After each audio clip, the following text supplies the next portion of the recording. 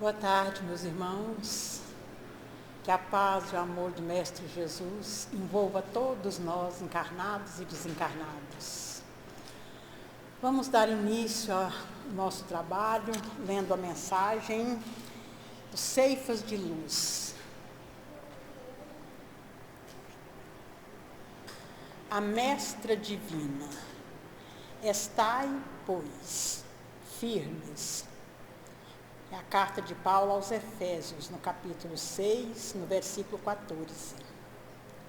Arrancando-nos ao reduto da delinquência e arrebatando-nos ao inferno da culpa, a que descemos pelo desvario da própria vontade, concede-nos o Senhor, a Mestra Divina, que, apoiada no tempo, se converte na enfermeira de nossos males e no anjo infatigável que nos ampara o destino. Paciente e imperturbável, devolve-nos todos os golpes com que dilaceramos o corpo da vida, para que não persistamos no grande erro ou nos cárceres do remorso. Aqui modela berço em chagas atrozes, com que nos restaura o desequilíbrio do ensinamento. Ali traça programas reparadores, entre os quais padecemos no próprio corpo as feridas que abrimos no peito dos semelhantes. Agora, reúne nos laços do mesmo sangue, ferrenhos adversários que se digladiavam no ódio, para que se reconciliem no intermédio de prementes obrigações, segundo os ditames da natureza. Depois, constrange a carência aflitiva no lar, empobrecido e doente, quantos se desmandaram nos abusos da avareza, da ambição, sem limites, a fim de que retornem ao culto da verdadeira fraternidade. Hoje, refaz inteligência transviada nas sombras pelo calvário da idiotia, amanhã recompõe com o buril de moléstias ingratas a beleza do espírito, que nos desregramentos do corpo transformam tantas vezes em fealdade e ruína. Aqui corrige, diante esclarece, além reajusta, mais além aprimora. Incansável na marcha, cria e destrói, para reconstruir antes as metas do bem eterno, usando aflição e desgosto, desencanto e amargura, para que a paz e a esperança, a alegria e a vitória nos felicitem mais tarde no santuário da experiência. Semelhante gênio invariável e amigo, é a dor benemérita, cujo precioso poder sana todos os desequilíbrios e problemas do mal. Recordemos no recinto doméstico ou na estrada maior, ante os amigos e os desafetos, na jornada de cada dia, quando visitado pela provação, que nos imponha suor e lágrimas, asserenemos o próprio espírito e, sorrindo para o trabalho, com que a dor nos favorece, agradeçamos a dificuldade aceitando a lição. Nós muitas vezes desesperamos diante das dores, né? Mas saibamos compreender que a dor é uma mestra e que é enviada pelo Pai.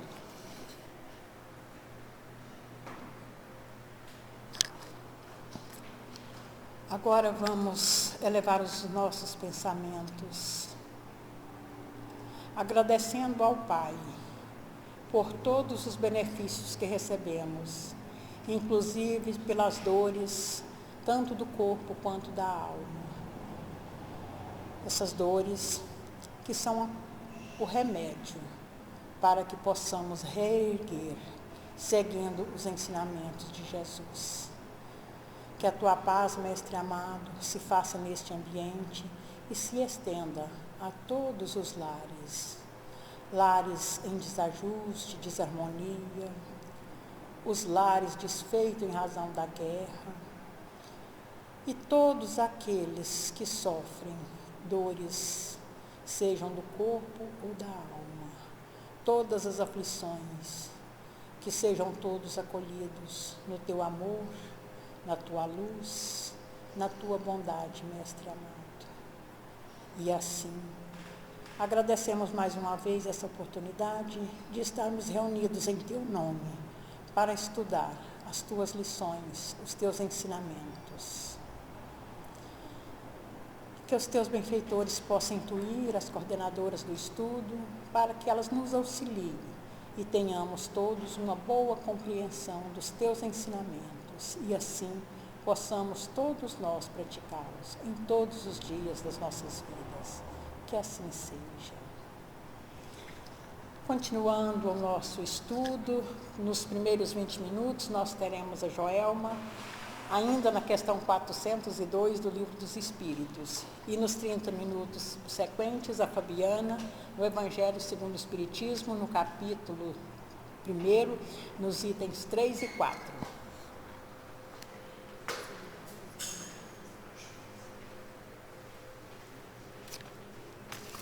Boa tarde, meus irmãos. Boa tarde a todos nós que aqui estamos presencialmente. Aí, mais tarde já vai ser boa noite, né? Para quem vai nos assistir pelo canal do YouTube. Que nós possamos, então, nos permitir ser envoltos pela paz, pelo amor de Jesus e darmos sequência a esse entendimento, né, da emancipação da alma. Nós estamos lá na questão de número 402 do Livro dos Espíritos, que começou aí a ser trabalhada anteriormente, e nós vamos dar aí essa continuidade nesse entendimento do sono, né? Do sono e também dos sonhos, porque a questão 402, ela começa nos trazendo essas respostas sobre o sono, mas vai nos falar também aí sobre os sonhos. Então, só para a gente lembrar qual que é a pergunta é: como podemos julgar da liberdade do espírito durante o sono?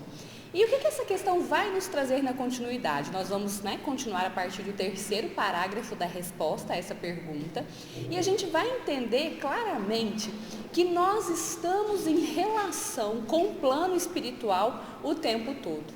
O tempo todo, nós aqui encarnados, né, no plano material, estamos em contato com o plano espiritual, que para nós não é nenhuma novidade. Nós sabemos disso claramente, não sabemos? A gente sabe que a gente precisa cuidar dos nossos pensamentos, porque nós podemos estar sujeitos a processos de influenciação por espíritos, né, ainda inferiores, imperfeitos como nós.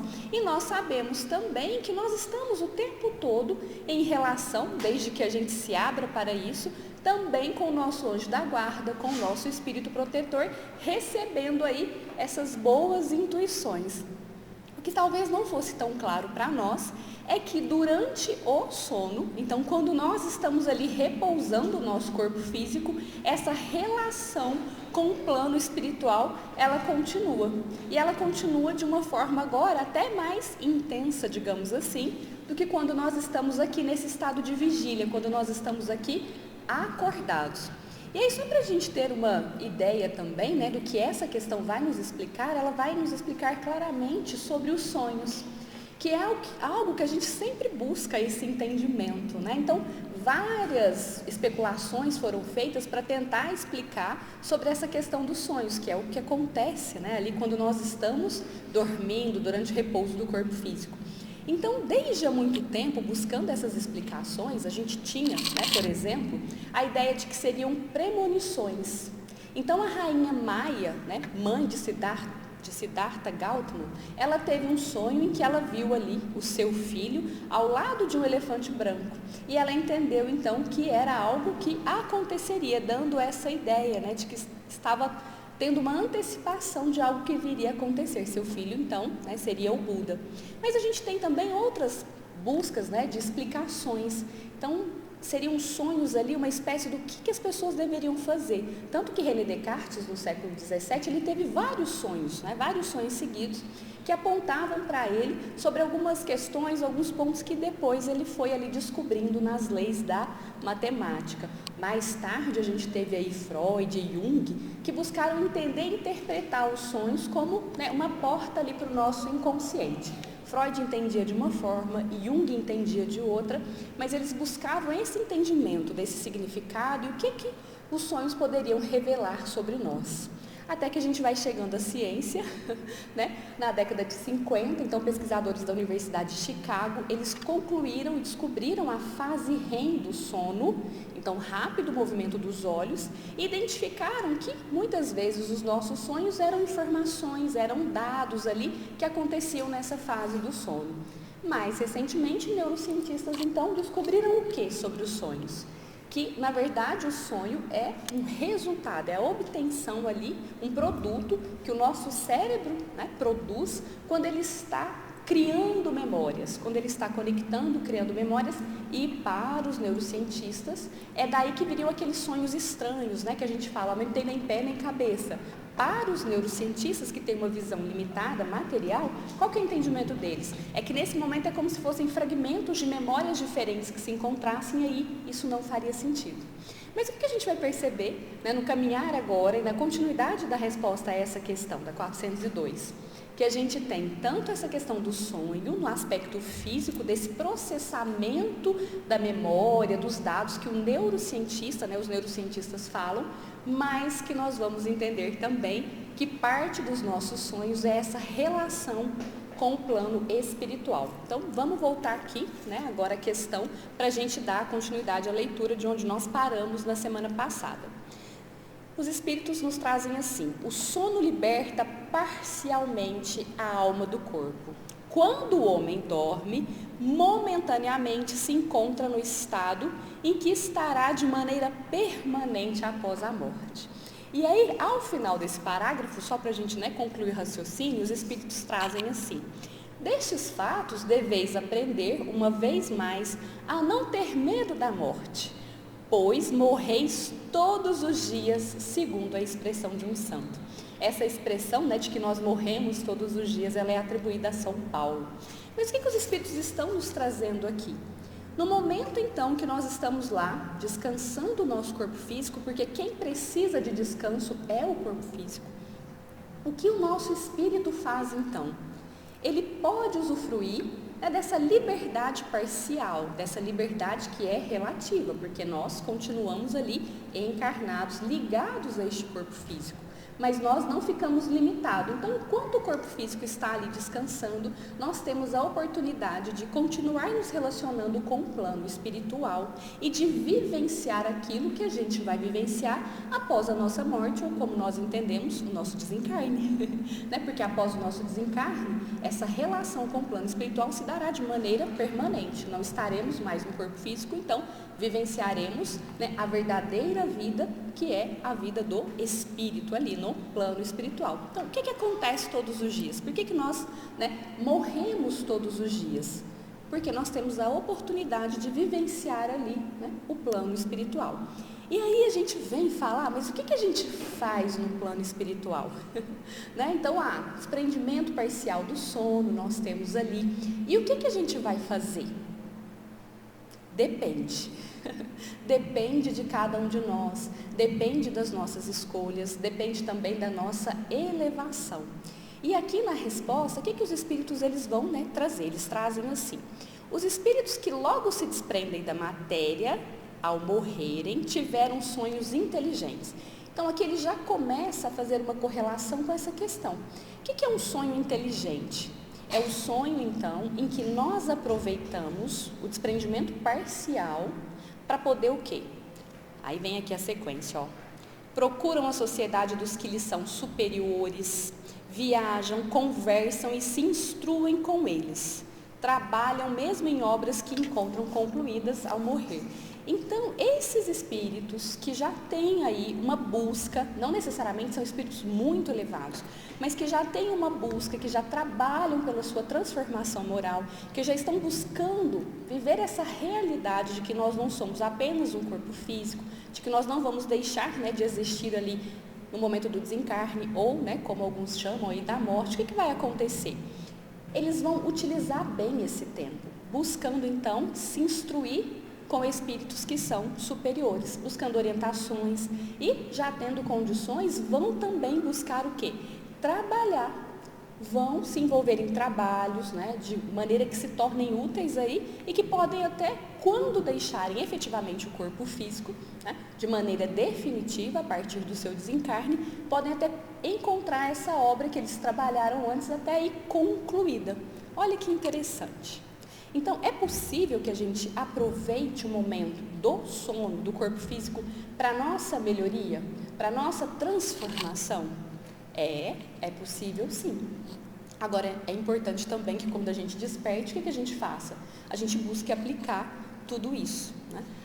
Mas aí vem aquela questão, né, que a gente vai explorar com mais profundidade nas seguintes. A gente não lembra, né? Não. Essa memória, essa transparência clara do que a gente vivenciou no plano espiritual, quando estava dormindo, a gente não vai ter essa clareza, mas a gente vai ter o quê? O sentimento, a gente vai ter ali a intuição, um certo direcionamento para que a gente possa aplicar, então, quando nós estivermos aqui acordados em vigília. Para a gente observar alguns casos, a gente vai listar, né, situações que são ilustradas por Kardec no Livro dos Médiuns, no 7º capítulo da 2ª parte. Então, ele vai contar algumas situações, né? Aqui eram médiuns, então esses médiuns estavam acordados à noite e eles perceberam, então, o quê? Essa movimentação, né? Os espíritos, o que eles faziam no momento do seu desprendimento parcial do sono. Então, conta-se uma senhora que ela conhecia ali uma vendedora de frutas, né? E à noite, por várias e várias vezes, ela viu essa vendedora de frutas passando pela casa dela, né, no interior da casa. E sempre que ela via isso, ela ficava muito assustada e ela ia checar as portas, ia checar as janelas para ver se teria como ela ter entrado ali. E ela percebia que não. Então, não era ali, né, essa vendedora de frutas, não estava ali com o seu corpo físico, ela estava como? Dormindo, muito provavelmente, que era à noite, né, ela estava dormindo na sua casa, e ali o seu espírito revestido do perispírito passava-se por ali. Ela nunca tentou conversar ali com aquela senhora.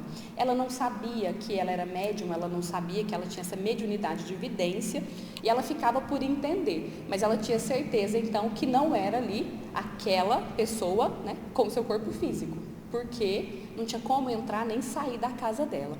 Uma outra situação também bem interessante que nos mostra isso, né? O que a gente faz, qual que é a preocupação que a gente tem e que muitas vezes a gente vai realizar no desprendimento parcial do sono.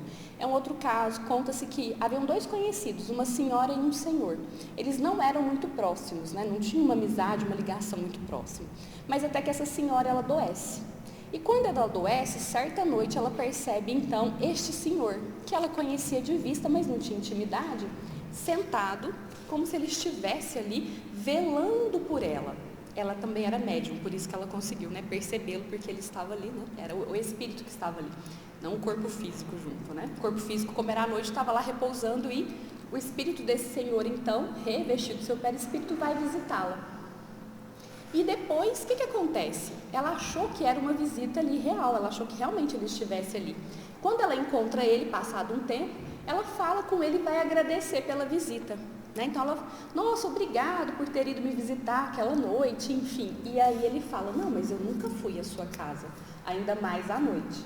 E aí ela percebe então que ela já tinha conhecimento da doutrina espírita, enfim, então ela percebe que ele estava na verdade dormindo, ele não tinha essa memória, o corpo físico não registrou essa memória no cérebro, por quê? Porque ele estava lá em espírito, no desprendimento parcial do sono. Percebe como a gente pode, né, aproveitar esse período? E aí a gente vai se dedicar àquilo que a gente se preocupa. Então, ele se preocupava com ela e ele vai lá visitá-la, velar por ela. Mas depende de onde é que está o quê? Né? O nosso coração, depende de onde é que está o nosso pensamento, onde é que está a nossa intenção, como a gente ocupa o tempo. Porque na sequência, né, os espíritos superiores vão trazer assim, que essa questão de buscar se instruir são para os espíritos já elevados ou que estão aí nessa busca da elevação. Porque a massa dos homens devem permanecer muitas vezes longas horas na perturbação. Na perturbação após deixar ali ou o corpo físico, porque os espíritos superiores, né, eles vão fazendo essa correlação. O que a gente faz durante o desprendimento parcial do sono, com a forma como nós ocupamos o nosso tempo, muito provavelmente é a forma como a gente vai ocupar o nosso tempo a partir do momento que a gente desencarna. Né? E aí eles vão trazendo assim, Eles vão, seja a mundos inferiores à terra, onde antigas afeições os chamam, seja à procura de prazeres talvez ainda mais baixos do que possuíam aqui, vão beber doutrinas ainda mais vis, mais ignóbeis, mais nocivas do que as professavam entre vós. E aí o que a gente está percebendo aqui claramente? Né?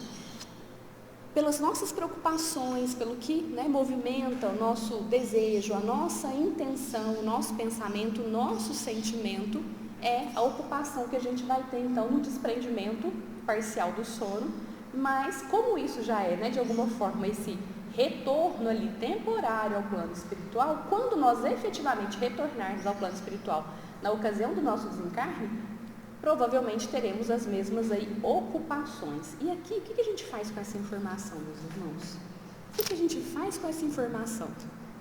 Nós vamos então nos preparar para o momento do nosso sono. Lembrar que quem vai descansar hoje à noite, amanhã e depois, é apenas o corpo físico. E sendo apenas o corpo físico, lembrando que nós estaremos em plena atividade como espíritos que somos e que podemos direcionar a forma como vamos ocupar esse período do descanso do corpo físico, que a gente faça então a nossa prece, rogando ao nosso espírito protetor, a todos aqueles espíritos superiores que velam por nós, buscando essa ajuda para que a gente utilize de forma produtiva, para que a gente busque aprender nesse momento, para que a gente busque, se já tiver condições, trabalhar, nem que seja começar a trabalhar aquele perdão que a gente tanto necessita. Porque às vezes já tiveram a impressão ou sensação de que a noite foi muito agitada, foi muito tumultuada, parece ali que aconteceu uma grande briga, no outro dia acorda até cansado. Não tem como afirmar, mas pode ser que ao invés de a gente utilizar esse tempo do sono ali do corpo físico de maneira produtiva, talvez a gente foi buscar alguém que a gente precisa perdoar, alguém que teve algum desentendimento conosco e ao invés de utilizar proveitosamente, a gente utilizou de maneira negativa. Então a gente pode preparar e rogar a espiritualidade que a gente faça um bom uso.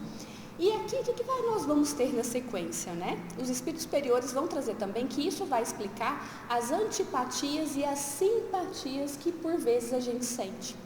Que às vezes a gente vai ter ali uma antipatia, que parece gratuita por alguém, mas se a gente considerar apenas a nossa vida aqui no mundo material. A gente vai às vezes notar uma simpatia também, se a gente considerar apenas o mundo material. Fala, nossa, isso é uma simpatia gratuita. Mas o que eles estão nos trazendo? Que em razão dessas vivências, de nós estarmos em atividade, inclusive durante o sono do corpo físico, nós podemos estar desenvolvendo esses laços. Então são laços que a gente já desenvolveu previamente. E aí tem um alerta aqui, que eles colocam o seguinte aspecto. É ainda o que explica a indiferença, pois não procuramos fazer novos amigos quando sabemos ter os que nos amam e nos querem.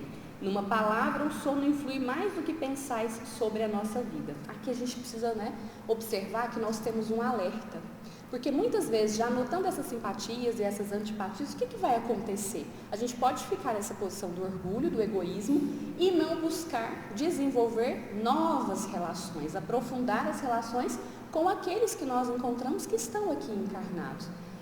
Fica um alerta, porque o aprendizado que nós temos é para cada vez a gente ampliar as nossas relações e ampliar a partir do amor. Então que a gente possa também avaliar essa semana, no decorrer dessa semana, como é que está a qualidade do nosso sono, dos nossos sonhos, nos preparar mais e observar qual é o movimento que a gente tem feito. A gente tem buscado ampliar o nosso amor, estender os bons pensamentos e sentimentos, ou nós estamos tentando fechar, porque o que se espera de nós é que a gente amplie até conseguir amar a todos a grande família universal. E estando com vontade, com certeza Jesus e os nossos espíritos protetores, anjos da guarda, vão nos auxiliar. Passamos então a palavra agora à nossa irmã Fabiana, que vai dar sequência no estudo do Evangelho.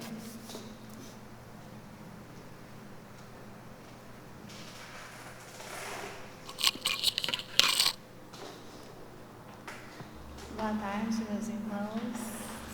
Que a paz do Mestre continue em nossos corações e que a espiritualidade benfeitora nos ilumine. Então nós vamos dar continuidade ao estudo de Evangelho segundo o Espiritismo, em seu primeiro capítulo, o capítulo Não Vim Destruir a Lei. E nós estamos hoje nos itens 3 e 4, em que Allan Kardec nos fala do Cristo.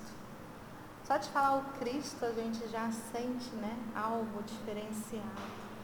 E é muito interessante hoje, domingo de Páscoa, em que nós comemoramos a ressurreição, no sentido do convite do Cristo Jesus à nossa ressurreição. Não a ressurreição da carne, mas a ressurreição do Espírito. Esse convite a sermos cada vez seres humanos mais amplos nas virtudes e no amor. E para iniciar o capítulo, é interessante que Allan Kardec ele traz uma passagem do Evangelho de Mateus, capítulo 5, versículos 17 e 18, e que nós vamos perceber aqui que Jesus vai falar sobre a primeira revelação, Moisés, que foi a predição da semana passada, nosso irmão Hélio, quem explanou.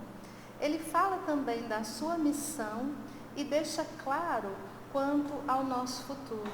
Porque o que está no Evangelho de Mateus? Jesus vai dizer para nós: não penseis que eu tenha vindo destruir a lei.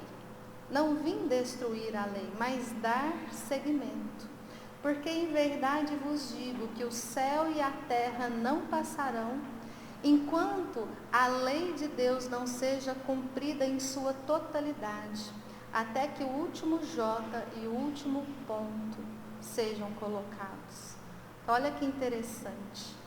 Ele vem nos dizer que não veio destruir a lei. Qual lei? A lei que Moisés promulga no Monte Sinai, aqueles 10 mandamentos. Essa lei divina em que nós temos ali no profeta Moisés, agora um desenvolvimento. Jesus ele vem dar seguimento no sentido que de aprofundar o conhecimento dessa lei. Ele não vem destruir, mas dar seguimento. Ele vem nos ensinar agora, depois de todos esses anos em que nós já tínhamos uma certa evolução moral e também intelectual, um olhar diferenciado para esses 10 mandamentos. Então ele não muda, ele não destrói essa lei. Agora, quanto à lei mosaica, essa promulgada por Moisés, que está lá no Velho Testamento, em que ele fala para um povo violento, bárbaro, preconceituoso, arraigado de exterioridades, essa a gente vai perceber que Jesus, ele modifica completamente. Então, se a gente pegar o exemplo que foi dado semana passada, esse olho por olho, dente por dente, que a época de Moisés era um avanço, uma revolução, porque ali ele limitava a vingança, ele iria fazer uma equivalência. Se alguém faz uma ofensa, a gente poderia devolver essa ofensa na mesma medida, não extrapolar. Para aquela época já era uma evolução. Jesus não. Ele vem, e o que ele vai nos dizer sobre a vingança? Ele vai pedir que a gente perdoe toda e qualquer ofensa, tantas quantas vezes elas nos forem feitas. Ele vai nos pedir para amarmos ao nosso inimigo. Então aqui a gente percebe essa missão do Cristo. Ele traz uma segunda revelação da mesma lei de Deus, uma lei imutável, uma lei eterna, uma lei perfeita. Mas ele vem mostrar para nós, no resumo que ele faz dessa lei, toda a modificação que ele faz nessas exterioridades, nesses dogmas, nessas instituições dogmáticas, vamos dizer assim. Então, o que o Cristo vai deixar bem claro? Ele é totalmente contrário quando a gente fala dogmas, rituais, exterioridades, porque ele nos fala de sentimento. Como que ele resume toda a lei e os profetas? Amarás ao Senhor teu Deus de todo o teu coração, de toda a tua alma, de todo o teu entendimento, e amarás ao teu próximo como a ti mesmo. Ele resume essa lei de Deus na lei de amor. Amor que nós devemos devotar a nós. respeito, benevolência, indulgência para conosco. E assim como amamos a nós, amar esse próximo. Qual o próximo? Seja quem for esse próximo, qualquer próximo. Só assim nós vamos amar a Deus. Deus que Jesus nos traz como Pai. É uma mudança tão, vamos dizer assim, tão radical, porque o Deus trazido por Moisés é um Deus guerreiro, um Deus punitivo, que se nós não praticássemos aquilo que Ele não queria que nós fizéssemos, se nós agíssemos daquela forma, nós seríamos castigados.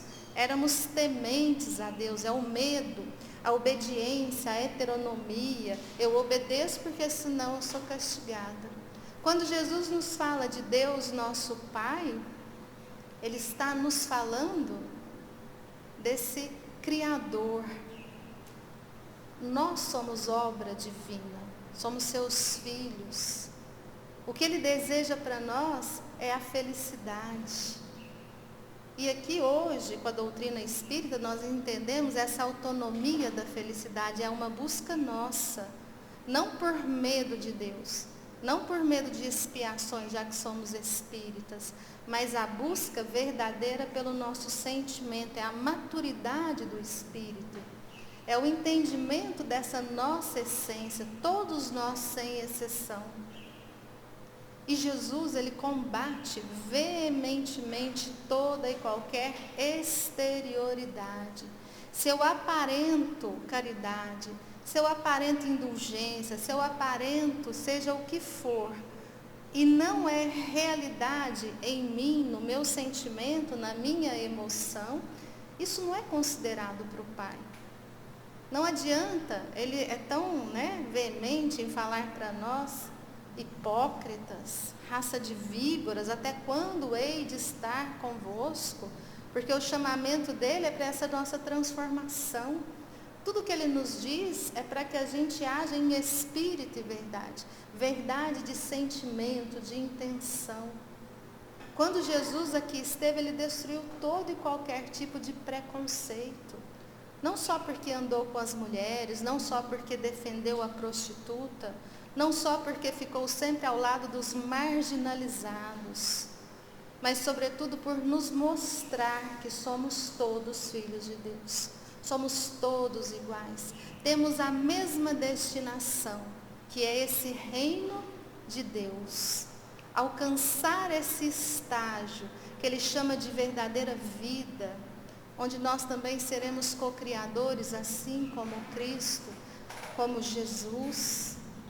E Allan Kardec, nessa passagem, que é até muito curta, ele aprofunda muito para nós o conhecimento do Cristo. Porque se nós pegarmos o homem Jesus, Jesus encarnado, o Jesus histórico, que nem é levado em conta de religiões, quantas e quantas ciências, filosofias usam o nome do homem Jesus? Porque ele traz uma moral elevada. No século I, quando ele sai a pregar essas virtudes, a gente pega ali o sermão das bem-aventuranças, falando da humildade, da mansuetude, da pacificação, da justiça, fala da misericórdia, vai falando para nós de todas essas virtudes, de toda essa moral, dita moral cristã, que até Mahatma Gandhi, ele admite, ele hindu, não era cristão, mas ele admite que se nós perdêssemos todos os livros sagrados, até mesmo os Vedas dos indianos, não se perderia uma vírgula com o Sermão da Montanha. Mas Kardec faz questão de mostrar para nós o Cristo, não o Jesus somente encarnado, mas o Espírito, a grandiosidade do Espírito, que vem deixar essa segunda revelação de uma forma muito ímpar. O Espírito da magnanimidade do Cristo, aquele que veio para cumprir a profecia da primeira revelação, ali na primeira codificação, o Velho Testamento. São inúmeras as predições da vinda do Cristo, ou a vinda do Messias. Messias e Cristo são sinônimos. E é interessante quando a gente fala nessas profecias, a gente vai lembrar do Evangelho de Marcos, no primeiro capítulo, versículo 4, em que ali ele vai falar que vamos encontrar João no deserto, pregando o batismo do arrependimento. Olha que interessante. João é precursor de Jesus. Ele ouvia o anjo. Que anjo? Ouvia ali o seu mentor espiritual, pedindo que ele batizasse com o arrependimento, preparando as pessoas para a vinda do Messias. Mas ele, João, nós estamos falando de João, o que batiza, João Batista, ele desconhecia quem era o Messias. E como que era esse batismo? O batismo da água, ali no Rio Jordão. Ele então colocava para as pessoas a vinda do Messias, a vinda do Cristo. Aqueles que acreditavam iam de uma forma muito simbólica passar ali pela lavagem, pelo banho no Rio Jordão. Era uma forma pública de expressar publicamente o seu arrependimento de quê? Dos seus pecados, entre aspas, de tudo aquilo que nós ainda cometemos em erros, em vícios. E assim João vai batizando, até que nós vamos encontrar já no Evangelho de Mateus, capítulo 3, versículo 11, uma passagem muito interessante. Porque ali nós vamos percebendo que João, de repente, nesse batismo, ele vai falar desse Messias, que aquele Messias era muito mais elevado espiritualmente falando, que ele, João, ele não era merecedor nem de levar as suas alparcas, ou seja, de carregar as suas sandálias, que ele, João, batizava com a água, mas que o Cristo nos batizaria com o Espírito Santo e o fogo. E aí também, dando sequência no Evangelho de Mateus, no capítulo 13, já nos versículos 14 e 15, nós vamos ver Jesus se aproximando de João. E quando João olha, Jesus era primo de João. Quando Jesus olha seu primo Jesus, querendo ali ser batizado, ele assusta. Ele fala, mas você ser batizado? É mais fácil você me batizar. Por quê? Porque ele conhecia a índole moral de Jesus. E Jesus então responde a ele. Jesus não tinha do que se arrepender. A gente sabe que Jesus, um espírito puro, ele ia se arrepender do quê? Então ele fala para João, deixemos que por ora siga para que dê cumprimento à profecia.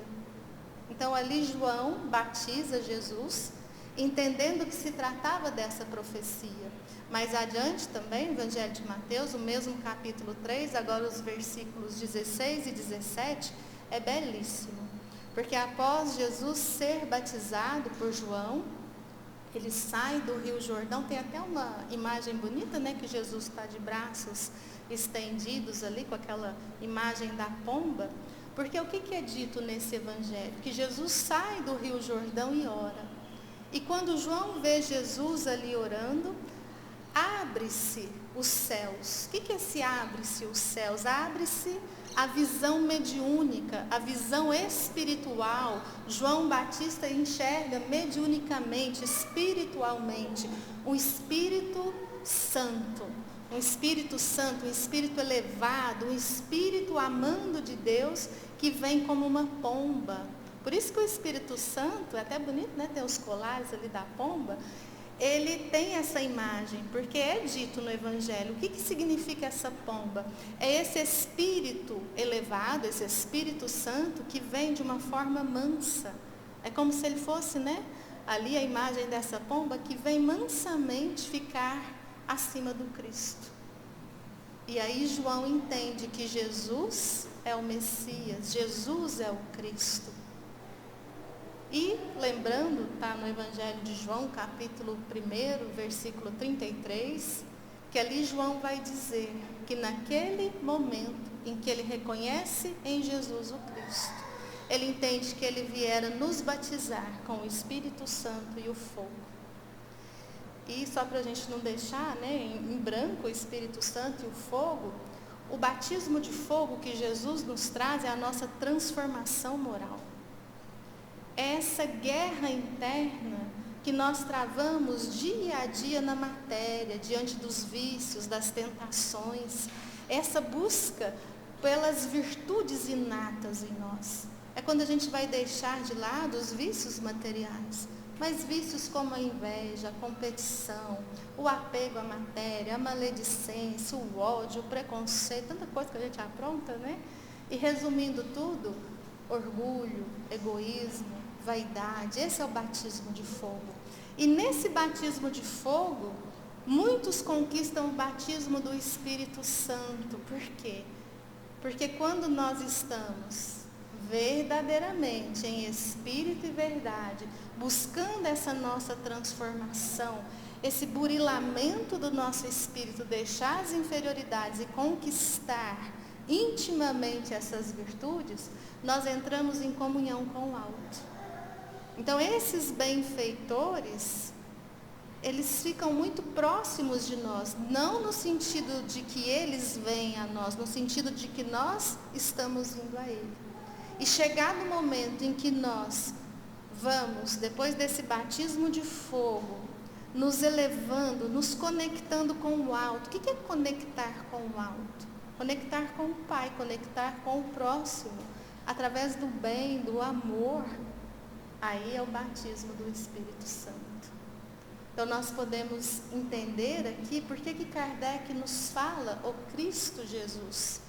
Porque ele vai nos dizer desse Cristo, desse Espírito puro da mais elevada ordem. Em qual sentido? Esse co-criador que nos chama também sermos co-criadores. Eu sou o caminho da verdade e da vida. Ninguém vem ao Pai senão por mim. Ele coloca para nós esse caminho para o reino de Deus. Vem ser o guia, o modelo. Não é um legislador moralista, e sim um espírito da mais elevada ordem, que já comunga do pensamento de Deus. E Kardec, ele fala de uma forma muito bonita, colocando Jesus nessa superioridade de espírito, espírito puro, e também na superioridade da sua missão, nos ensinar a esse amai-vos uns aos outros, a amarmos a Deus sobre todas as coisas, como ao próximo, e para isso amando a nós mesmos. E é interessante que nós vamos perceber que nessa segunda revelação da lei, nós estamos, podemos dizer, nesse batismo de fogo, tendo esse olhar para nós, é esse despertar da consciência. Quem somos nós? De onde nós viemos, para onde nós vamos? Viemos dessa criação divina. Se a gente tivesse tempo para aprofundar, começando ali como princípio inteligente, hoje nessa fase de humanização, buscando essa perfeição, para aí sim sermos co-criadores. Mas o que é esse co-criador? É a vida em abundância, é a verdadeira vida. É essa vida que Jesus nos ensina. Esse meu reino não é deste mundo. Jesus está nos dizendo dos mundos materiais, mas ao mesmo tempo, quando ele coloca que o céu e a terra não passarão enquanto não se cumpra na terra, na sua totalidade, com todas as suas consequências, a lei de Deus, ele também coloca aqui a transformação da humanidade do planeta Terra, que vai passando por transições planetárias, que vai se transformando no mundo cada vez também mais elevado, condizente a receber espíritos que vão se batizando com o Espírito Santo, que vão se tornando esse Espírito Santo. E aí a gente reconhece essa missão de Jesus. Como é ilusória a matéria, como ela é importante para a ascensão do espírito, a ascensão moral, a ascensão da inteligência no sentido da sabedoria. E esse reino tão importante que é o reino do amor. Então nós vamos percebendo o que nós estamos fazendo aqui, burilando, transformando a nós mesmos. A cada vício que nós conseguimos primeiramente enxergar em nós, porque para que a gente possa trabalhar, a gente tem que reconhecer. Então, quando a gente reconhece e trabalha esse vício, nós estamos o quê? Dando prioridade a esse engrandecimento do espírito, não em detrimento do outro, não em competição com o outro, mas em solidariedade com o outro, em fraternidade, em amor. E aí Kardec vai fechar essa mensagem falando do Cristo, que Jesus sabia que nós não compreenderíamos tudo o que ele haveria de nos dizer. Ele não trouxe tudo porque nós não tínhamos capacidade moral, que ainda era necessário que a ciência nos trouxesse revelações e revelações. Então, Jesus, e ele mesmo nos diz, hoje vos falo por parábolas, mas chegará o dia que vos falarei abertamente. Ele lança sementes da verdade. E ele também deixa uma profecia do Cristo Consolador, o advento do Espiritismo, que traria novamente os seus ensinamentos. Nós iríamos relembrar dos ensinamentos de Jesus, mas falaríamos sobre, vamos dizer assim, de uma forma mais ampla e um conhecimento mais profundo também sobre a lei de Deus que não muda. O que vai mudando é a nossa compreensão dessa lei. Nesse advento do Consolador, que vai ser para cenas do próximo capítulo, a Joelma que vai nos trazer o Espiritismo, nós vamos percebendo que é o Cristo retornando, no sentido de não nos deixar órfãos, em estar novamente diante de nós a nos convidar. Porque Jesus jamais se absteve de nos auxiliar e de estar conosco. Porque uma das coisas mais lindas que o Espiritismo vai trazer para nós é que Jesus, o Cristo, é o governador do nosso planeta. Antes desse mundo existir, Jesus já era um co-criador, já era um espírito conectado a Deus Pai, já tinha missões divinas. E ele toma para si o processo evolutivo de cada um de nós. Estejamos nessa escola, em qualquer escola do universo, ele estará sempre nos auxiliando. E no dia da nossa formatura, como co-criadores, espíritos perfeitos, ele vai ser aquele que vai nos entregar a Deus Pai. Então, que hoje, nessa ressurreição comemorada, a gente possa entender que a ressurreição é a maturidade do nosso senso moral, é a nossa compreensão de quem somos verdadeiramente. E que a gente possa, assim, passar pelo batismo da água, não no sentido ritualístico, mas no sentido do arrependimento, passarmos pelo batismo de fogo, da expiação, que é a lapidação em busca da felicidade, e do Espírito Santo, que é a reparação de todo e qualquer mal, o amor que cobre a multidão de pecados. Que Jesus nos abençoe.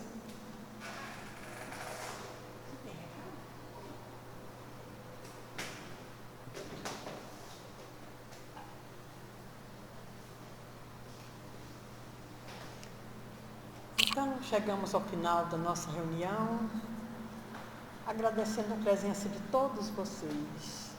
A Fabiana vai fazer a prece final, o passo continua coletivo, né? Vai ter o passo coletivo do mesmo jeito. E até o próximo domingo.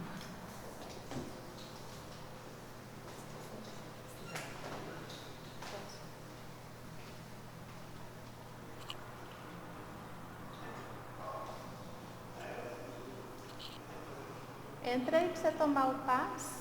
Fala para ele entrar tomar um passe, você está precisando.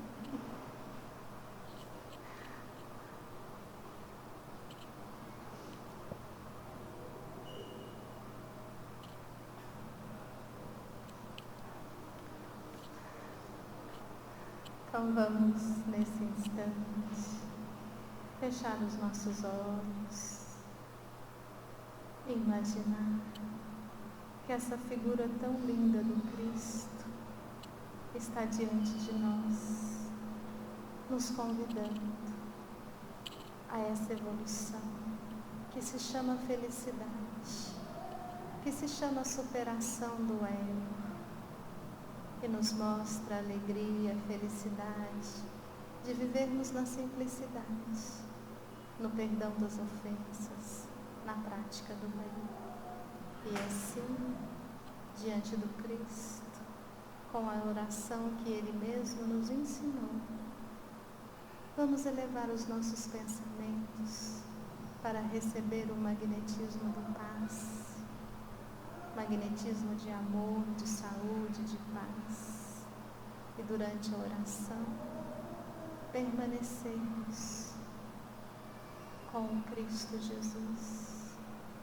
Pai nosso, que estais no céu, santificado seja o vosso nome. Venha a nós o vosso reino. Seja feita a vossa vontade, assim na terra como no céu. O pão nosso de cada dia dai-nos hoje. Perdoai as nossas dívidas, assim como perdoamos aos nossos devedores. E não nos deixeis cair em erros e tentações, mas livra-nos da prática de todo mal.